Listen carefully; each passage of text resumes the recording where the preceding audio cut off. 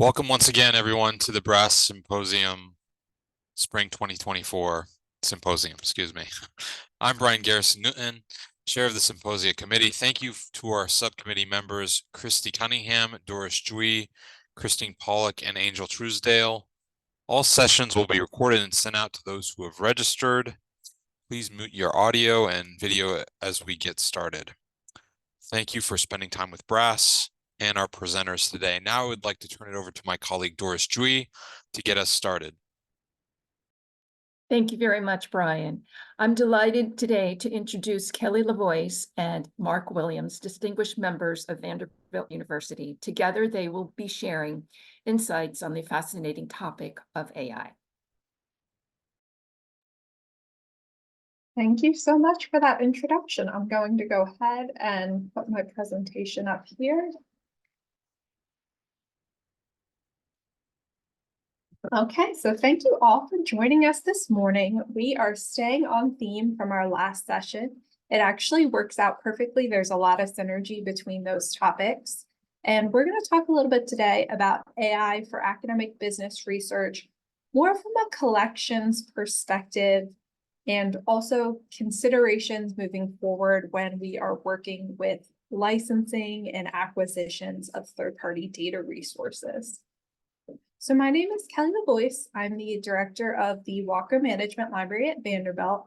I've been a business librarian for about 11 years, and I've been doing collections for going into 6 years. And I'll let my colleague introduce himself.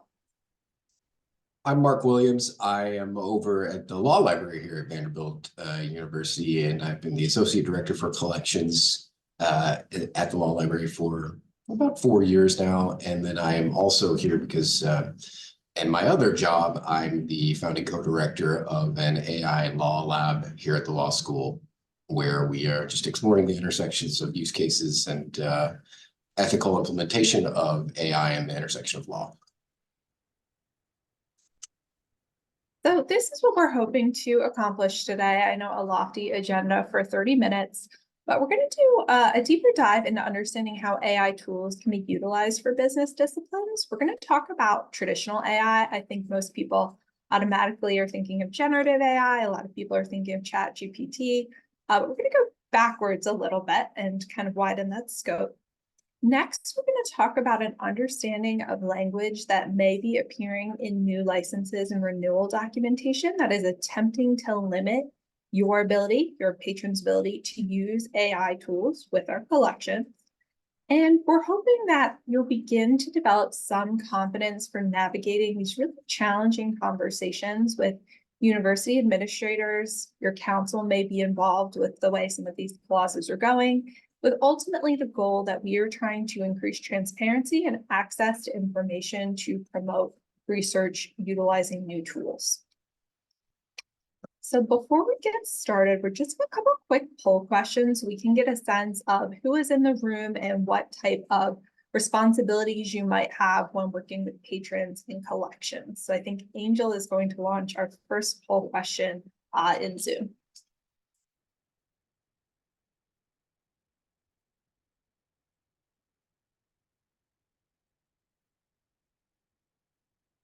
So I can see your answers coming in, and I'm trying to get a little bit closer to 100% participation, and then you will be able to see them as well.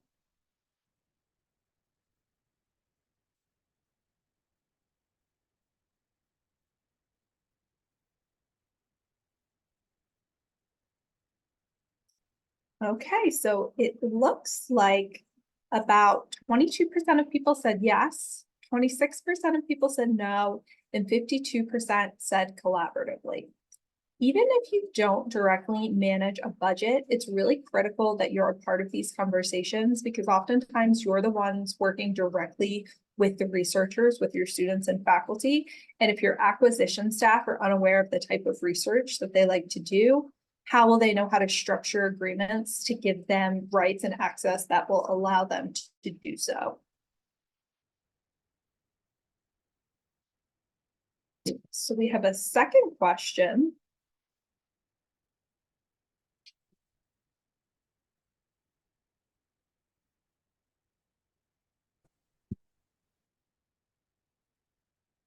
Can we launch the second question? I am. Zoom is being a little difficult. I am so sorry. We can always move to chat too if we need to.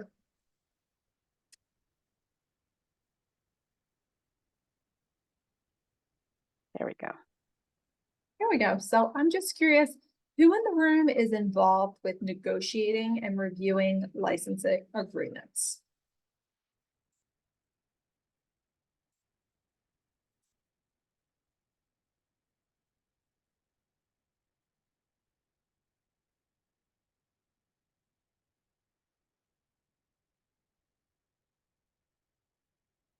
Okay, we're voting faster this time. We have faster fingers here. It's looking like about 67% of people said no, about 10% of people said yes, and 23% of people said sometimes. So hopefully this will be really interesting for those of you who are not directly involved with that, because you might not have seen some of this language before, but it really impacts the work that you'll do. And hopefully you'll leave this presentation and reach out to whomever you work with on the acquisitions end and can chat more with them about the shared interests here. And we have one last poll question for you. So for the 10-ish% of you who do review agreements, have you noticed new clauses in your 2023-24 renewals that mention an attempt to curtail AI use?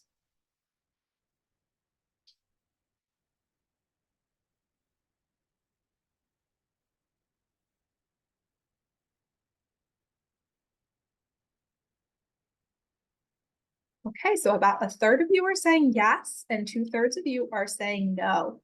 So if you have not encountered this yet, you will see some sample language that has been put forth in some business library resources, and we will talk about ways to work with vendors, your counsel if needed, your acquisitions team, to kind of work on revising those clauses in an attempt to expand access for scholarship. Angel, thank you so much for launching those questions for us.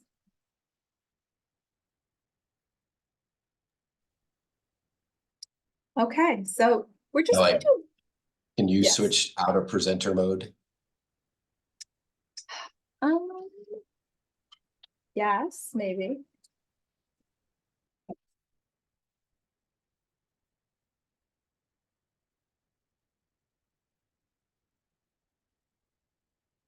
Does this look better? You need to go to slideshow mode. I was getting a message they could see our slides, or you can see like the presenter notes and stuff. Well, it didn't like that either. So let's stop share and try to share again. Kelly, this is your moderator. If you go back to your PowerPoint for a second, on the Mhm. very bottom. Yeah. Yeah, open it up again. On the very bottom, there's something that looks like a screen. It's a really tiny, tiny icon. Yeah. This one? Go all the way to the bottom. Yeah, on the bottom row, where you have the slider. Yeah, right there. Click on that. No, not the icon to the slider. This one. Yeah.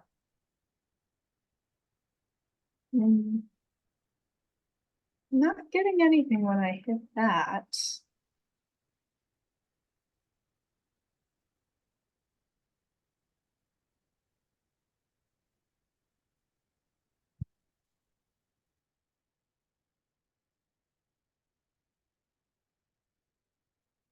So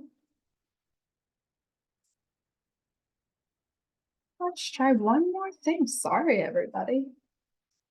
I don't know why it's not cooperating.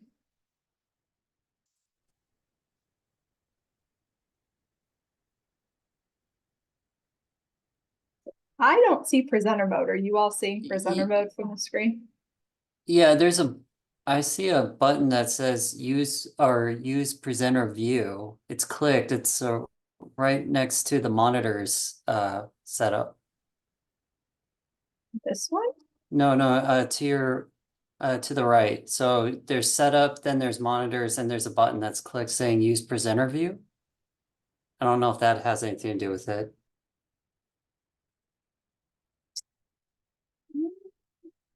Hide slide. Settings on. New share.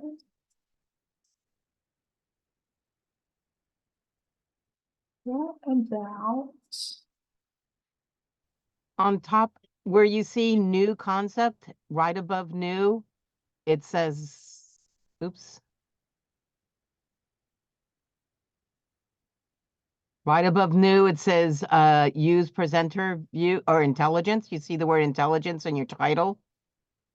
And it says Jennifer, I hear your monitors. voice and I know it's your voice, but I don't know where you're telling me to click. Okay, on your slide, it says artificial intelligence for academic research. Above the Yes. word intelligence, that section, yeah, click off that. There That we didn't go. work. Let's try that. Did Jennifer save the day? Do you just see the slide now? Oh, just go with it. You got 30 minutes. I think we just have to go with it. It's fine. Okay, we'll just go with it. I'm sorry about that. My screen is showing the presentation, but I guess it's in presenter mode. Sorry about that. Y'all can cheat and see my notes. Maybe I'll just drag them down. So we'll just make them really tiny so they're less in your way. Are we on the AI is not a new concept slide, or are you all on the, yes, okay. So I have two monitors and you're on my left monitor and not my right monitor. That's what's happening. So AI is not a new concept, and I just wanted to emphasize this because I think that everybody, when we see all of this about ChatGPT and we think that's the only thing that has been created by AI, the math behind these computing projects has been around since the 30s. A lot of it was happening in the 50s actually, and the statistical math was there, but the technology in the computer space hadn't really caught up. So a lot of that really started to change in the 70s. For most people, a lot of that storage space and computing, it was extremely expensive. So those projects were happening in corporations, but they weren't really something you were seeing in places like libraries that don't have those deep kind of pockets. And then we started talking a lot in libraries specifically about big data in the 2010s, mostly because of the rise of internet and things that subscription databases and all this data was being generated. And we knew, right, as librarians, we were going to have to work with it. And we weren't yet exactly sure what tools we were going to have at our disposal. There's a really interesting 2018 paper that talks about the rise of some of these large language learning models. And those were really in development over that last decade, where they were developing some architecture to create algorithms that eventually became these tools that we see now. A lot of people will say the official AI era started in 2022. McKinsey will agree with that, with the launch of ChatGPT. I think we're still in that era now. I want to emphasize the difference between traditional AI and generative AI, because we've been using traditional AI in a lot of different tools all of the time, and just not labeling it that way. So when you think of a system that's designed to respond to a particular set of inputs, if you've done any text and data mining products, for example, some of those and those products we might subscribe to, like ProQuest TDM Studio, the Nexus Data Lab, when you are asking for the number of times, for example, a word appears within a series of articles, that's been utilizing some of that traditional technology. Generative AI is creating something new. So you are training an algorithm that will learn from the data that you input, and it will create these unique, and as someone said in our last session, not always predictable outcomes. So we've talked a lot about citations being hallucinated when students are using ChatGPT for papers. Some of that can also happen with some of the models created for research too. Mark will talk a little bit more later about how you can work with training to try to make your outcomes a little bit more predictable. One of the things I'll add there too is just one of the constructs I use with my students. It's an old quote from kind of one of the founding fathers of AI, John McCarthy, and it really kind of flipped the way I think about it. Was he would always, his quote was, once it works, nobody calls it AI anymore. And I think that's an important construct to think about, because there's all the kinds of things that we use every day that at one point was described as being artificial intelligence that we now just take for granted and we use it every day as part of our workflow. And that's not just an academic exercise, because knowing some of these fundamental definitions when you're dealing with vendors who are trying to sell you products that kind of versions of AI washing, like being able to critically evaluate, like, is just because you told me this product you have now has AI in it, what does that actually mean? Is that something new, or are you just charging me more, or doing a land grab in your license restrictions because you think I don't know the difference between different types of machine learning? It goes beyond just that academic exercise and can have real consequences to the agreements that you end up signing or negotiating over. Definitely. And I think that's why it's important to share some of these definitions, because they change over time, and the way you might have labeled something in the past is not the way you label it now. So just reiterating that we're in this era because we all have more access to storage space, improved algorithms, more powerful computers. I think the ability to use APIs to build connections is huge. I think sometimes people are intimidated by the concept of an API, but we're all using them constantly. So if you use Uber on your phone and you pay with PayPal, an API is basically the way those two different systems are communicating to transfer information. And the fact that so many of our business tools, for example, the Icon API in LSIG Workspace, Refinitiv Workspace, whatever we're calling it, the ability of using these tools to make connections between our platforms has really enhanced research that would have taken much longer to do traditionally without those tools. And this is really a great time because the interests in the commercial sector are merging with our interests. We might not have the pockets that they have, but we're both interested in these same type of tools and how they can help us analyze information and make critical decisions. Data as a service is really important to think of when we're talking about some of these tools, and Michael talked to us a little bit about this before as well. So vendors are utilizing the same technology that our researchers can. They're creating their own models, and they're doing so to improve their own products or create entirely new products and sell them to us. Paying twice by format isn't new. We've all purchased print and ebooks. For those of you who purchase data sets for words, many times we have purchased something that we get in a database with an interface, so for example, PitchBook, but then we've also paid for a separate access point to the same information, but the data is in a different machine readable format because it helps with the type of research. So we've done this in the past, and this is just another example of vendors potentially asking us to pay again for access to the same information, but this new service that they've developed that makes it easier and faster for you to analyze their information to make decisions. I won't go too much into these examples here because I think a lot of them were covered before, but it is not a surprise that our vendors are trying to create their own models to analyze their own data and charge you for it. But if you have researchers who have a skill set, they can develop their own models, and without the large budgets that some of these firms have, do their own research. And that is what is really important here. So yes, data is a service, but we don't always need that service if we have certain skill sets available. So an example of traditional AI for business research would be the SEC API package. If you've never used this before, this is a Python package where you can analyze the entire corpus of SEC filings. It doesn't go back any deeper than a lot of the subscription tools you probably have that has access to this, but this would be freely available. So if you're at an institution where you're kind of limited with the collection that you have, you could use this tool to analyze all sorts of things in different filings. So if you wanted to look at 10Ks in a particular section for certain phrases over the last 20 years, for example, how many times AI has been mentioned as a risk factor, you can do that. So this is what we're calling traditional AI. You're looking for the number of instances that something appears in a data set, you're calling for it, and you're getting the results, but it hasn't been analyzed. It's just showing you the frequency and where they appeared.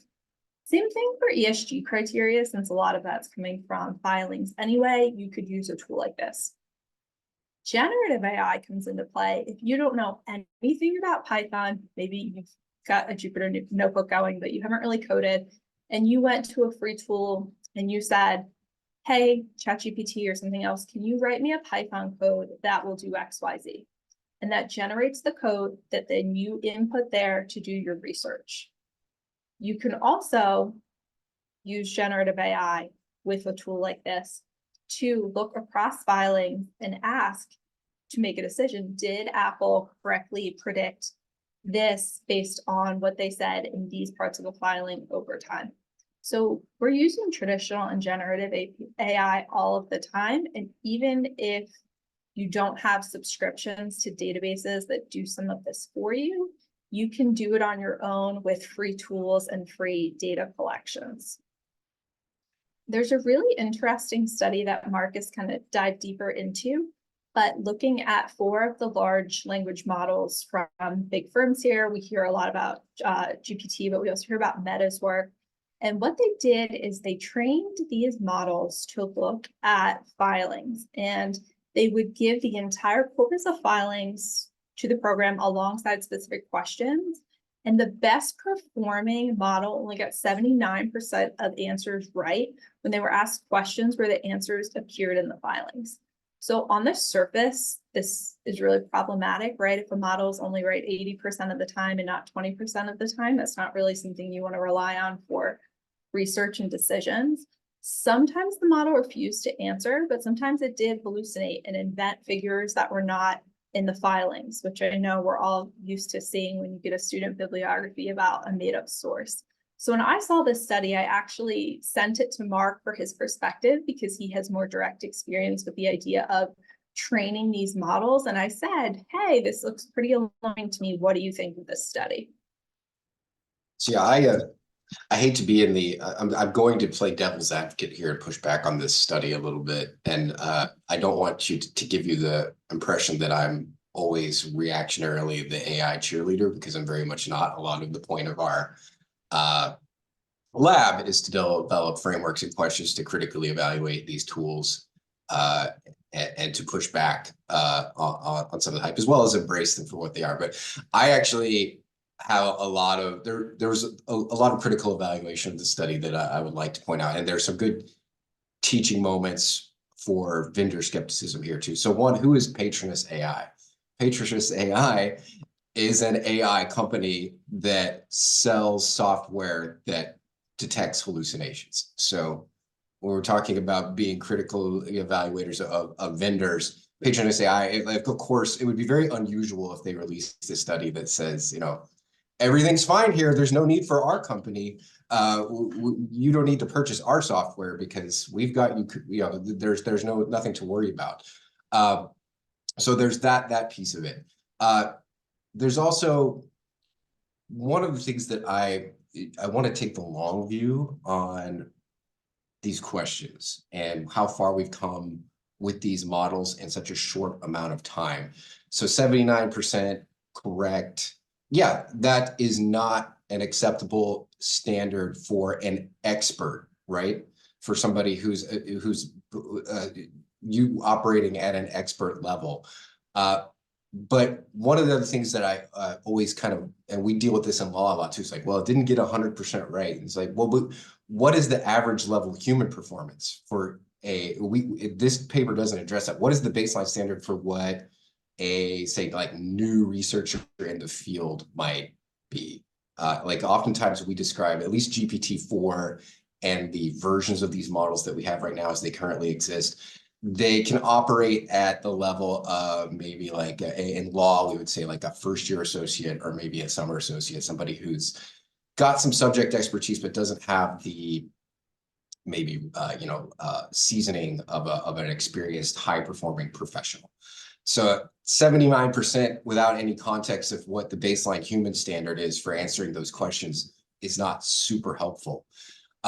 Also, what's interesting is if we just think about if you were to tell me 4 or 5 years ago, a decade ago, that you have a chatbot essentially that can get 79% of the questions correct on a difficult sort of finance task that they're asking them, that would have seemed incredible. And I've been iteratively seeing these models. I use them in my courses where we would bring them in, GPT-1, GPT-2, Google's BERT, so 2017, 2018, 2019, if you were to get one coherent response based off these questions from those models, that would have seemed like really interesting. You certainly wouldn't have expected anything above like 10% correct.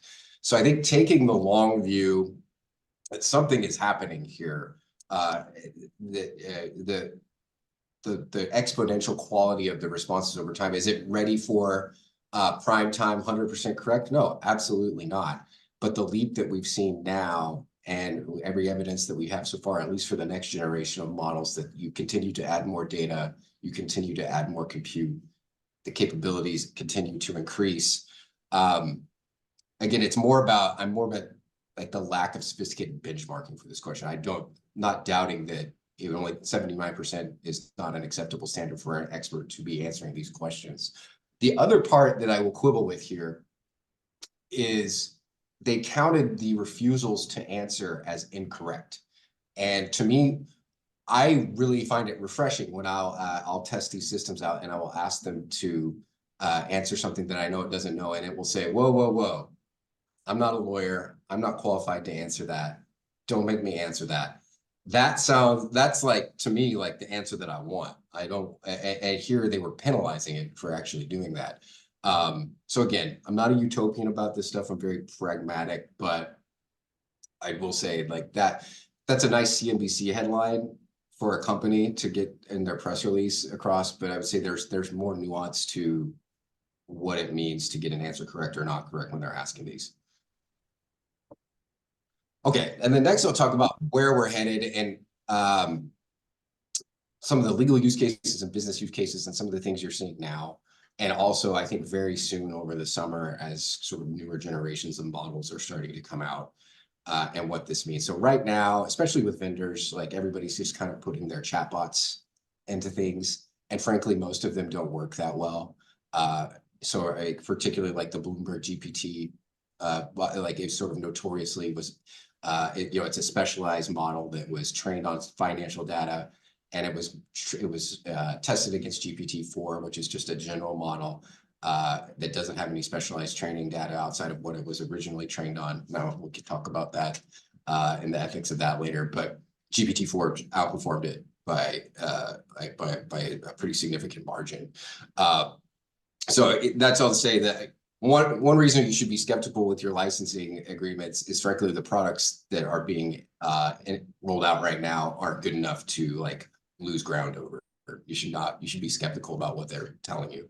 But where we are headed, it is some of these more autonomously deployed, what we would call agentic sort of implementations, where it's not necessarily a chatbot that you're integrating with at all times, but something that is actually sort of working behind the scenes on your behalf. So think about tasks like regulatory compliance, where there's a lot of automatable steps, basically it's a combination of an older version of AI, which we call like symbolic AI, which is essentially a lot of times just a decision tree of yes, no statements. And then at each node of that yes, no statement, there's a call using APIs that we were talking about before to the API, and something like compliance, where there's a lot of standards, and those standards are what the models will reason over.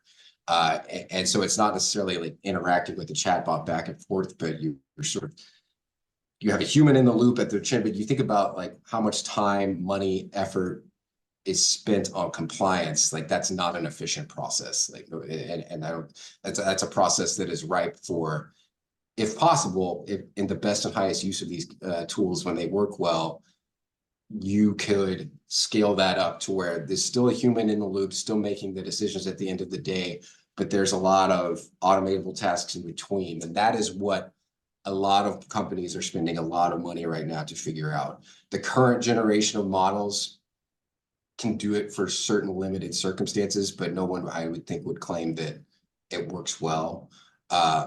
But as a GPT-5 comes out, or some new iteration of these models start to come out, I think you'll start to see these deployed in more autonomous ways. And that's not all good, but so that's going to have some interesting interjections into the license agreements that you sign. And one of the things that I would point out is I think the way this stuff changes so quickly right now, you definitely want to push back and be skeptical of license agreements that are overly prescriptive about use cases as they exist right now, because those use cases are not going to be the ones we're talking about in 5 years. We tend to overestimate the impact of technologies like these for 1 to 2 years and underestimate the impact of them 10 years from now. And especially when you're thinking about data, technology, the use cases for what vendors are trying to restrict you to do, and for how the people that you serve want to use them, looking a little bit down the road, as hard as that is always going to be required. I just wanted to let you know you're about 5 minutes. This jumps into contract restrictions, and this is something that I've been dealing with a lot that I found particularly alarming. So many of our vendors are feeling pressure from their legal teams to protect their intellectual property. Public tools, or tools, even subscription tools that you're paying for, whether that are from a third party, any content you're feeding it to train it lives within the model because it trained it. So companies don't want their data being used in this way. A lot of vendors are preferring to train their own models, keep their data to themselves. So the question becomes legally, what is fair use in the age of TDM and AI? So these are really interesting questions, and the courts move kind of slowly with these things. But is ingesting copyrighted works to train data for these AI programs, does that infringe on copyright? Are the outputs, the AI generated outputs, derivative works, do they infringe on copyright? And then who owns these things if AI creates them? So these are a lot of really interesting questions that we've been dealing with a lot here as some of our renewals are cycling through. So what is the impact of databases, library databases, inserting these blanket AI ban clauses into agreements? I'm going to show you an example of one that recently we were presented with, but we were able to negotiate and kind of move forward. This limits scholarship greatly. It's requiring scholars to pay additional funds for the same data with different tools for analysis. This has happened to us so many times in the past, right? Yes, we have all of this content in a library database, but you can't download the way you want to download unless you pay double for it. It's the same thing now happening with AI as was happening 5 years ago when everybody wanted to do a text mining project with the Wall Street Journal, and we hit all of these paywalls with the resources that we have. A really interesting note here is that the way that copyright law changes internationally comes into play. So in the US, a vendor can put a clause into your agreement that overrides that fair use copyright protection in a way that they can't in all other countries. So Europe in particular has worked a lot harder, a lot of those EU countries, to protect fair use.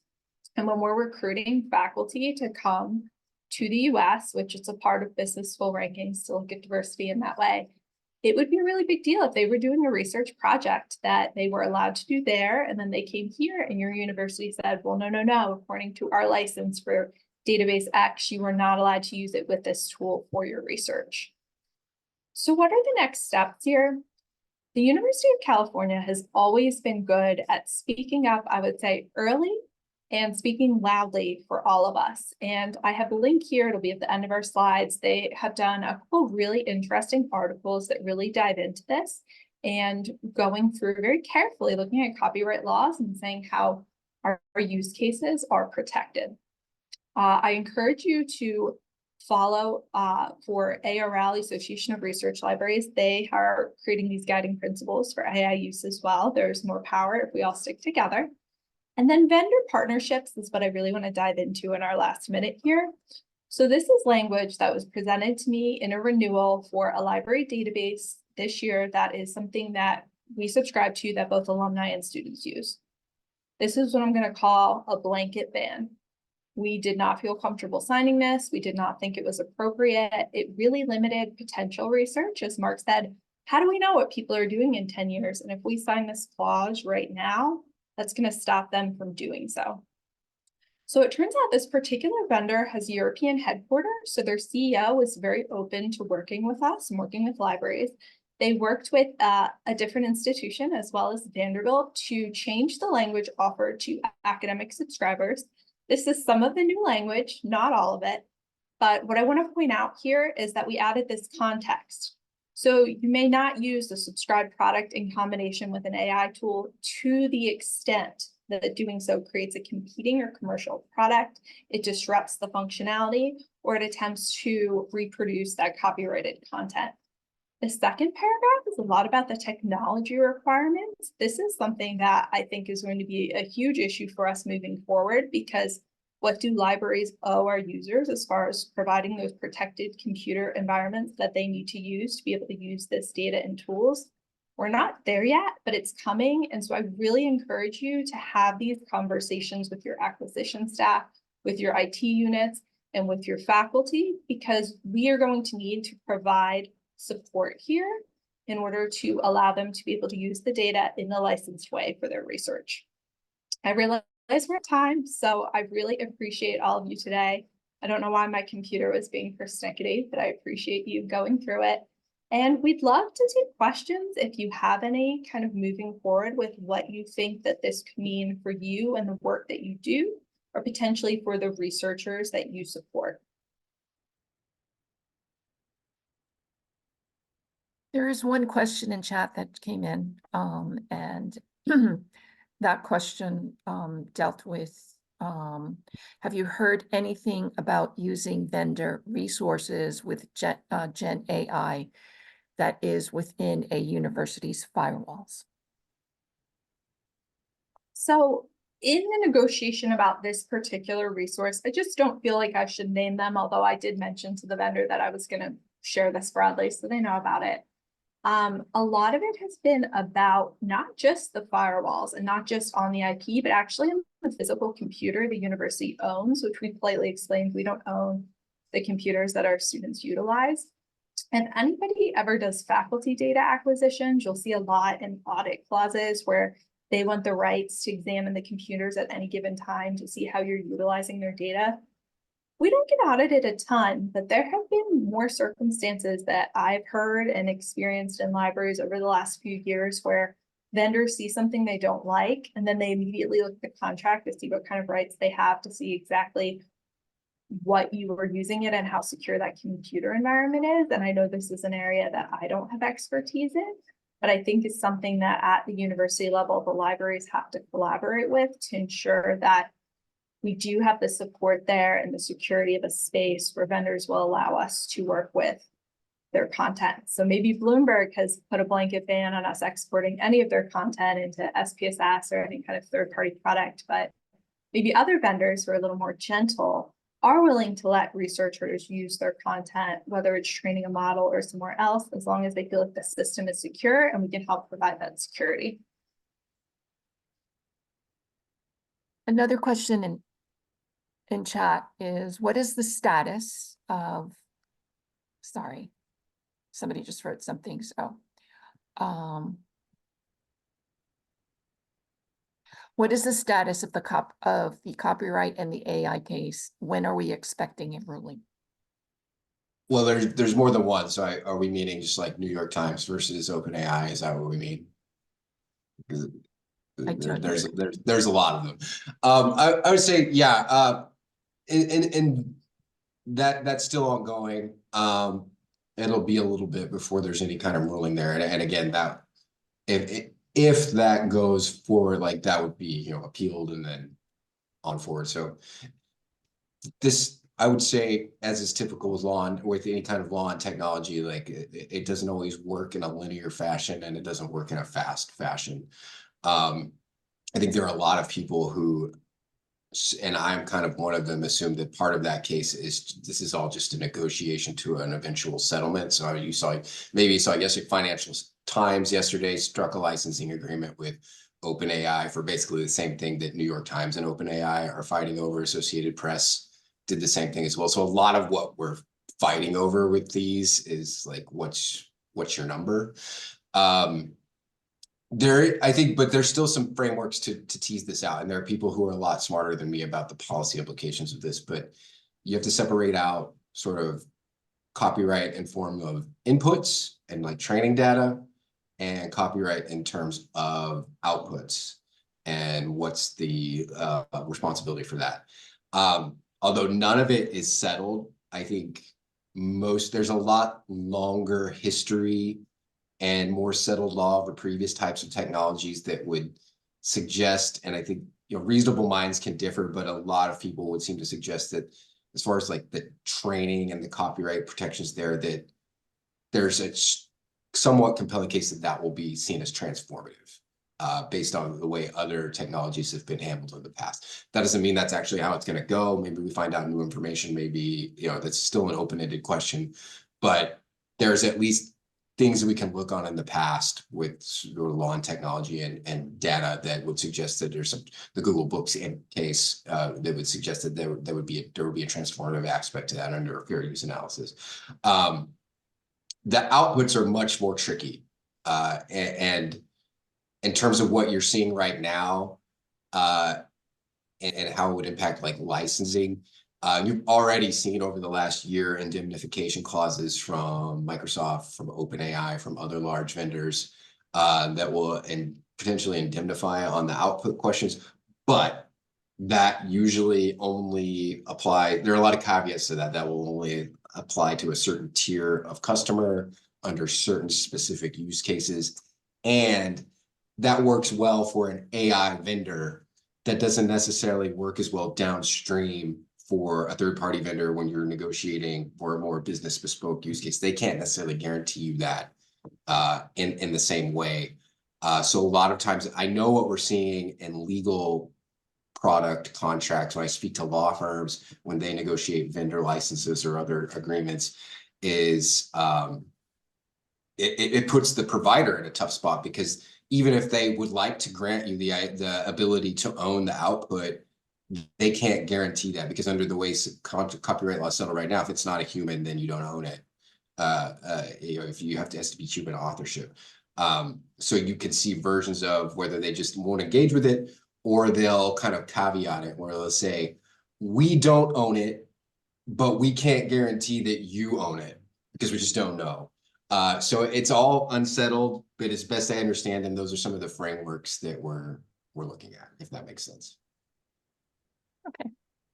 Another question that has come in via chat is, based on your experience, how do you expect the generative AI technology could improve our current web search? Well, first off, I think we still, this part of my frustration is with these tools is that they're not search. Getting out of 25 years of search and using them as a source of facts is, at least in the legal profession, that's how people have gotten in a lot of trouble, by submitting cases to courts with fake citations in them. That's a whole other session of how easily preventable that all is. That will be interesting. And I mean, reasonable minds can differ that. So certainly, like Google's Gemini has a pretty smart integration of search with generative AI, but it makes sense that they would do that, right? They're desperately trying to preserve their market dominance in search. So it really behooves them to figure that out. Perplexity AI is another one that is working in that area. Everybody's still kind of figuring out what that means, because so many business models are dependent on search, and you potentially, if you integrate this and the choices that are made along the ways, can nuke a lot of people's market dominance and search. And it also, we already fight over algorithmic decisions that are made within search, and what results get to the top and which don't, what is ground truth. These tools, when used in that way, potentially could take that argument and just like, exponentially make it more tricky to figure out. My best uses of these are like not search at all. And that's the thing I actually sort of spend most time talking with people about, is like, this isn't Google. Stop querying it as a source of facts. It's so much more than that. And there's sort of a newness and strangeness to these tools that is what I a lot of times spend in our lab focusing about. Search is part of it, but to me, it's the least interesting part of it. Thank you. We're at the 5-minute mark for questions. And there is one, there's a 2-part question in chat. It goes on to say, does this impact the stance of your institution on open access publication by your researchers? And then the second part is, it seems like an open access publication of a researcher has less barriers attached to it as far ingestion into potential AI products. I think this may be something for an author that was not considered originally when making the decision to make an open access publication. So the question here is, any publishers have AI-related legalese to offer protections on this? I'm Well, not a good one to answer this because most law publications, whether we call it open access or not, are just like freely available and have been floating around there for 40 years. So that ship has sailed. So that's for somebody else to answer. So I was just going to say that I think that's really interesting, and something that was in the back of my mind preparing this are some of these mandates that have come out for people working with grants that have to share the data that they've created as part of the funds that they've had there. And I think that, once again, kind of going back to this computing power being around for 50 years before we got to it, our academic journals, I don't think, have done as much as a lot of our third-party commercial business tools.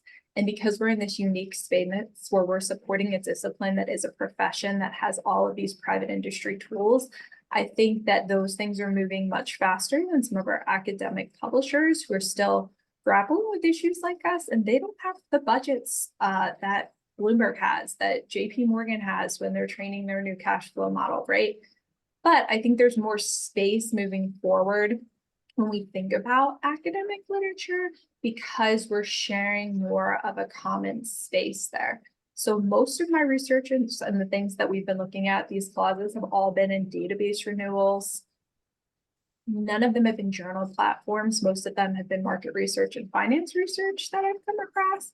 But I have been in talks with our director of acquisitions from her space moving forward, looking at a lot of these publishers that we've recently negotiated these new transformative agreements with to see how it will impact those spaces. But we haven't quite gotten there yet, but I'm sure that is going to come up as well.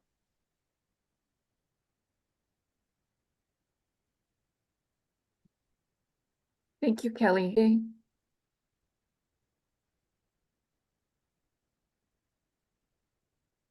We're just happy to have been a part of today, and I think it was so great that all three presentations today have shared and will share a common theme.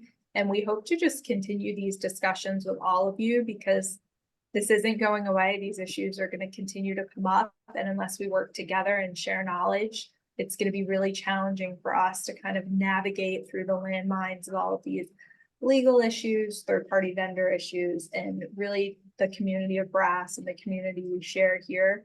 Sharing that information is what's going to help us move forward.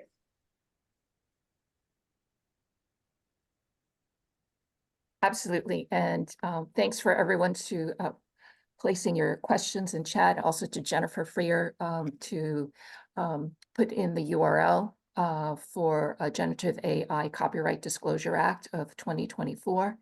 The URL is right there. For those of you who might not be monitoring the chat, you could see it. Brian, do you have closing comments? Just the thanks to Kelly and Mark, and of course you, Doris. And Doris, would you like to talk about the survey?